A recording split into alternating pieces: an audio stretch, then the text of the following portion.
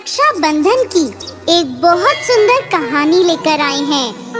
एक समय की बात है, किसी नगर में एक साहूकार के 3 बेटे 3 बहुएं रहते थे।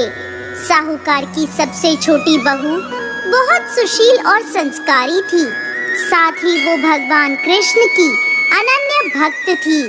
सावन के महीने में साहूकार की दोनों बहुएं रक्षाबंधन के त्योहार पर अपने अपने पीहर जाने की तैयारी करने लगी। सुबह जल्दी उठकर घर का सारा काम करने लगी तो छोटी बहू ने पूछा, क्या बात है दीदी, आज इतनी जल्दी जल्दी काम क्यों कर रही हो? तो उसकी जेठानियां बोली, कल रक्षाबंधन का त्योहार है। हम सभी को अपने अपने भाई को राखी बांधने अपने पीहर जाना है। तेरा तो कोई भाई नहीं है, तू क्या जाने रक्षाबंधन के त्योहार का महत्व, भाई बहन के रिश्ते का महत्व।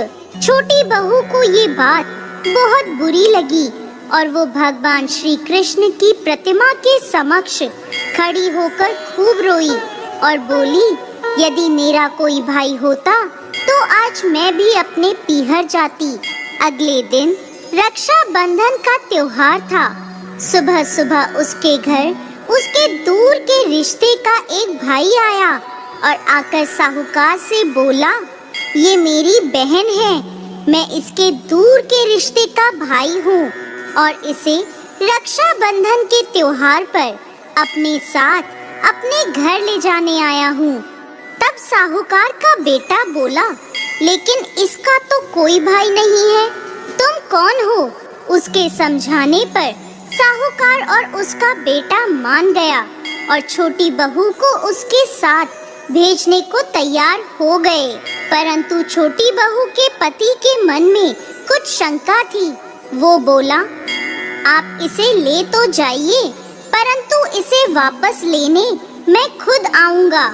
ऐसा कहकर उन्होंने छोटी बहू को उसके भाई के साथ रवाना करा। रास्ते में चलते चलते छोटी बहू ने अपने भाई से कहा, भैया तुम इतने सालों तक कहाँ थे और पहले मुझसे रक्षाबंधन पर कभी राखी बंधवाने क्यों नहीं आए? तो उसका भाई बोला, बहन मैं 7 समुंदर पार परदेश में कमाने गया था। अब वह दोनों अपने घर पहुँचे तो घर में भाभी ने अपनी ननद का स्वागत किया, खूब आवभगत करी। फिर उन्होंने रक्षाबंधन का त्योहार मनाया। ऐसे ही हंसी खुशी समय बीत गया। एक दिन छोटी बहू का पति उसे लेने उसके घर आया। महल जैसा घर और ऐशो आराम देखकर वो चकित रह गया। भाई और भाभी ने उसकी खूब आवभगत करी। अगले दिन सुबह सुबह भाई और भाभी ने उसे उसके घर के लिए रवाना किया।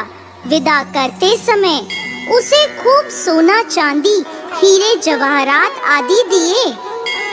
थोड़ी दूर जाने पर छोटी बहू का पति बोला, अरे मैं गलती से अपना कुर्ता वहीं भूल आया हूँ। तब वह बोली, कोई बात नहीं, आपका कुर्ता तो पुराना था, इतनी दूर वापस जाएंगे तो घर पहुँचते पहुँचते अंधेरा हो जाएगा। लेकिन उसका पति बोला, नहीं, मैं वापस जाकर अपना कुर्ता ले ही आता हूँ। ऐसा कहकर वो दोनों उसके भाई के घर के लिए वापस रवाना हुए। जैसे ही भाई के घर के पास पहुँचे तो वहाँ उन्होंने देखा भाई के महल नुमा घर की जगह एक पीपल का बड़ा सा पेड़ है और उस पेड़ पर छोटी बहू के पति का कुर्ता टंगा है। ये देखकर वो बहुत नाराज हुआ और अपनी पत्नी से बोला, ये क्या काला जादू है? कौन था वो जो तेरा भाई बनकर तुझे यहाँ लेकर आया था? मुझे तो शुरू से ही शक था, इसीलिए मैं तुझे लेने आया था। बता कौन था वो? ऐसा कहकर वो छोटी बहू को मारने लगा। इतने में तेज प्रकाश के साथ भगवान श्री कृष्ण वहाँ स्वयं प्रकट हुए और बोले, मत मारो इसे, ये मेरी बहन है। हर साल रक्षाबंधन के त्योहार पर ये मुझे राखी बांधती आई है और अब मैंने इसका भाई होने का फर्ज निभाया है। इसे मैंने अपनी बहन माना है। छोटी बहू और उसका पति हाथ जोड़कर श्री कृष्ण के चरणों में गिर गए। तो दोस्तों, कैसी लगी आपको आज की हमारी ये कहानी? हमें कमेंट बॉक्स में लिखकर जरूर भेजिएगा और साथ ही साथ हमारे इस चैनल को सब्सक्राइब करना ना भूलें। जय श्री कृष्ण।